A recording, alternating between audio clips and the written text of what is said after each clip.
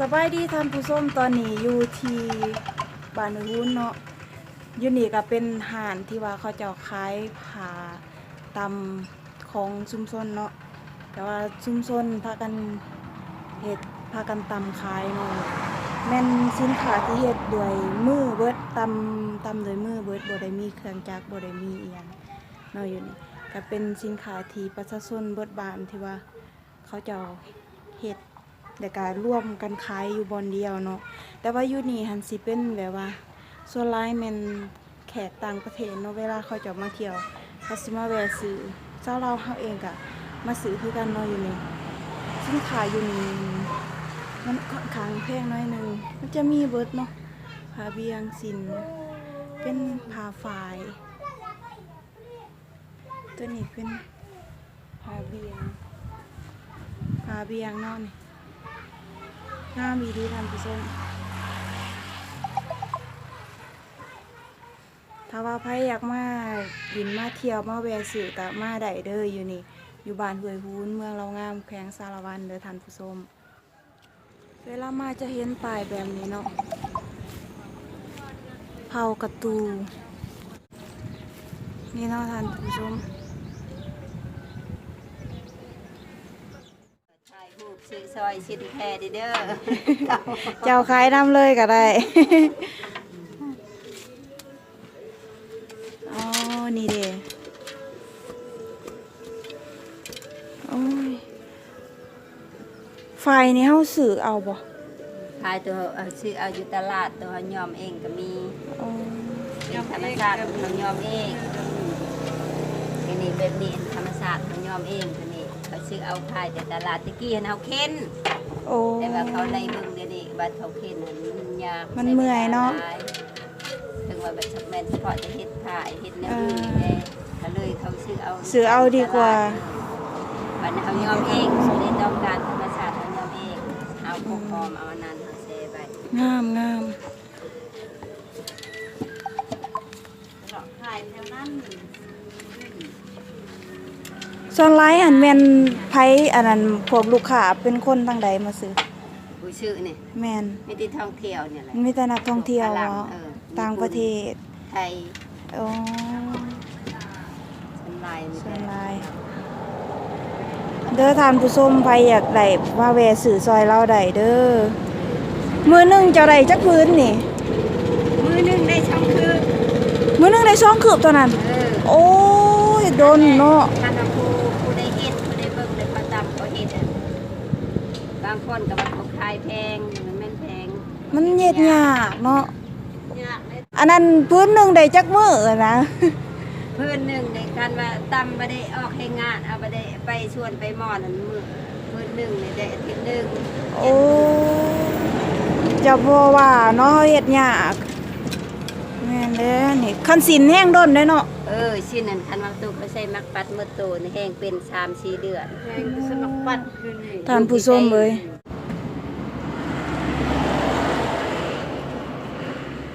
นี่ท่านผู้ชมมันบ่แม่นง่ายๆได้นี่ เวลาใส่ลูกปัดนี่ต้องได้สอดเทื่อละอันนี่แม่นบ่ แม่นนี่เด้น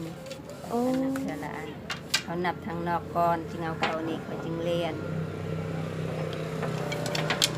ใส่แขกอยู่อันเวียงสวรรค์เหนือก ว่าสิได้พื้นหนึงนี่บ่แม่นเรื่องง่ายท่านผู้ชมเอ้ย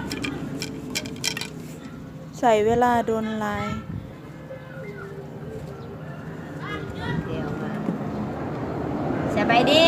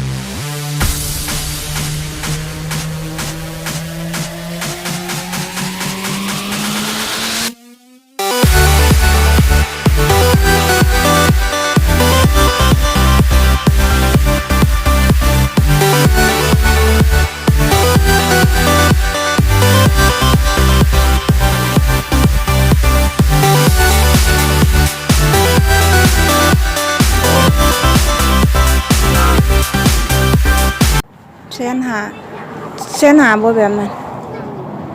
แบบนี้เด้สีดำนี่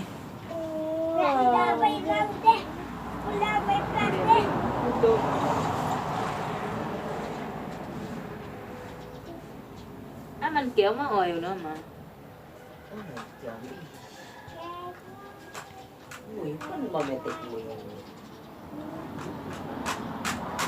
กระเบียง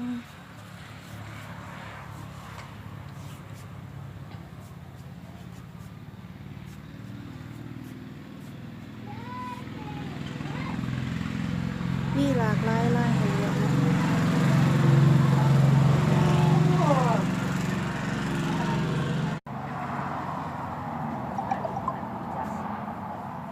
งามดีท่านผู้ชม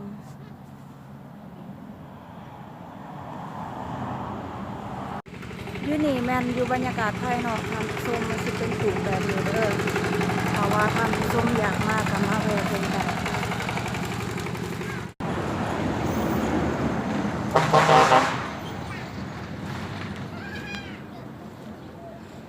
นี่ก็เป็นผ้าที่ว่าเขาเจ้าตำมือเนาะท่านผู้ชมมีแต่ผ้างามๆเดี๋ยวสิผ้าเบิ่งออมๆเดี๋ยวสิผ้าขึ้นเบิ่งที่เทิงนี่เนาะเป็นผ้าแพร่ของประชาชนในบ้านเนาะเขาเจ้าตำเอง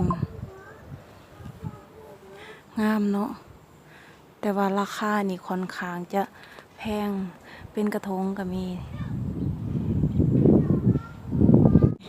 นี่พื้นเท่าไหร่200,000บ่บัดเป็นสินแบบนี้เด้ฮะ250,000พุ่นบ่โอ้ยพื้นหนึ่ง250,000ท่านผู้ชมตัวนี้เด้งามดีแบบนี้โอ้นี่หันแม่นของคนเบิดบ้านบ่เขาจะมาหอยคายนำกันอ๋อฝากกันขายบ่เป็นกระทงก็มีท่านผู้ชม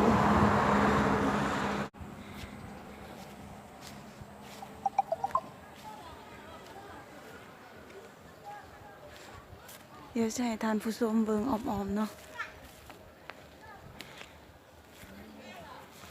นี่มันอยากแดดมันก็เลยมืดแน่น้อยหนึง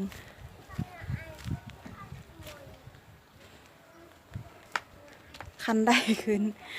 ท่านผู้ชมเลยโอ้ลายลิงามท่านผู้ชมมีหลายแบบให้เลือก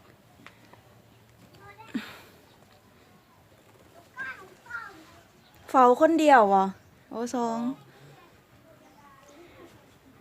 เป็นกระเป๋าก็มีเนาะท่านผู้ชม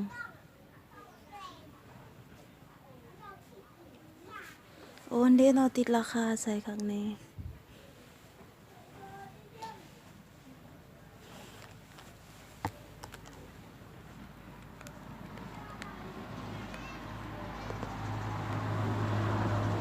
ตัวนี้เป็นลายมือบอกไปเลยตัวนี้เป็นแนวมัดข้อมือเนาะเป็นสีมือของประชาชนในบ้านล้วนๆเป็นผลิตภัณฑ์หนึ่งตำบลหนึ่งผลิตภัณฑ์แบบนี้นะขายแบบนี้งามดีตัวนี้เท่าไรเดนี่แบบนี้ตัวนี้เนาะ